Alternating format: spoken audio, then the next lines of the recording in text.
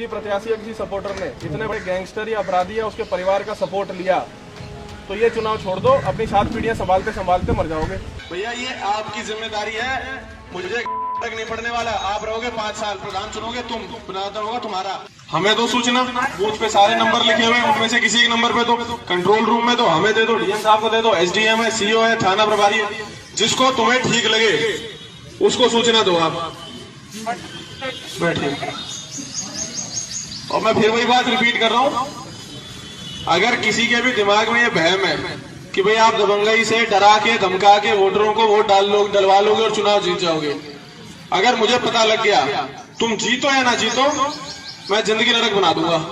चुनाव लड़ोगे सही तरीके से लड़ोगे, कोई गलत तरीके से शराब बांटना, धमकाना, वोटर को बिठाना, किसी के घर में जाके धमकाना, भीड़ लेके जाना, ये सब नौटंकी नहीं चाहिए, बिल्कुल नहीं चाहिए।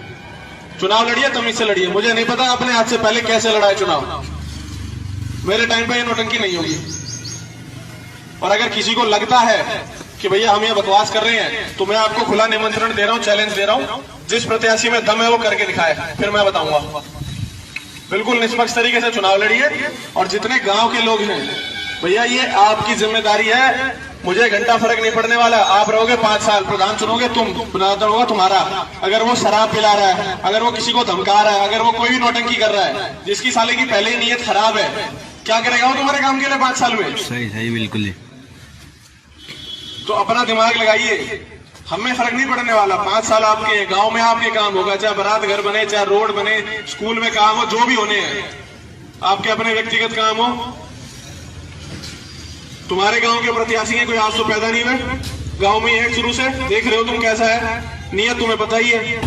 जिसकी नीयत पहले साफ नहीं है, बाद में कैसे हो जाएगी? जब वो बन जाएगा तब तो तुम वैसे ही कुछ नहीं कर सकते उसका। आप तो फिर भी हाथ जोड़ रहा हो, बाद में तो बनने के बाद तुम क्या ही कर लोगे? अगर अभी 2 पौवे के लिए तुम वोट दे दोगे अपना, तो बाद में किसको कोसोगे भाई? 19 के बाद कौन पिला रहा तुम्हें?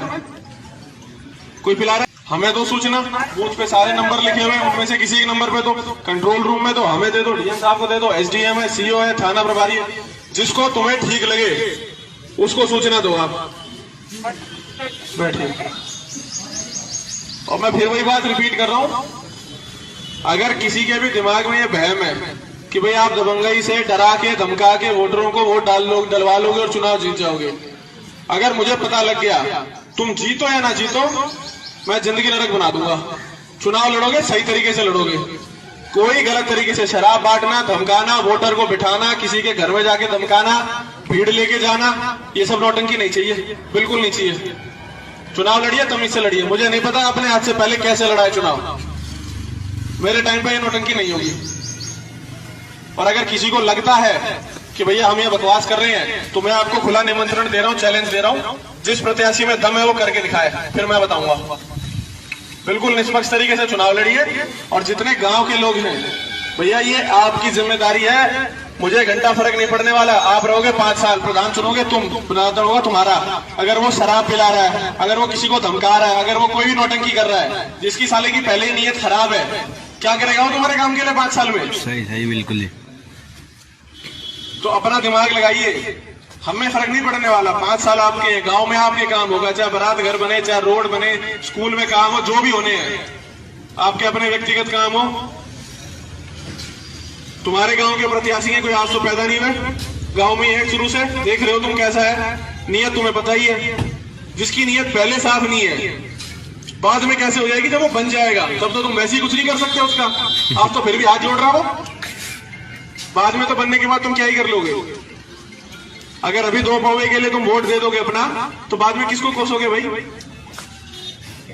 19 के बाद कौन पिला रहा तुम्हें?